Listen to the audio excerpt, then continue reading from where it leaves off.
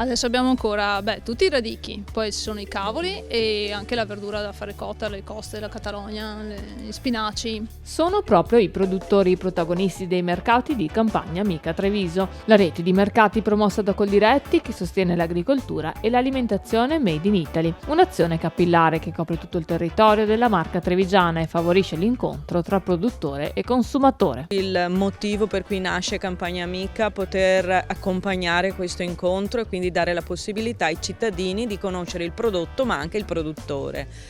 In tutta la provincia i mercati di Campagna Amica sono presenti durante la settimana o gestiti direttamente, quindi col sigillo proprio di Campagna Amica, e quindi il lunedì pomeriggio siamo ad Asolo, il martedì mattina siamo a Preganziol, mercoledì mattina siamo a Monigo, il giovedì mattina doppia edizione Santa Maria del Rovere e Castelfranco, il venerdì Mogliano. Oltre a questo c'è il mercato coperto, aperto sia il giovedì che il sabato mattina in centro a Treviso.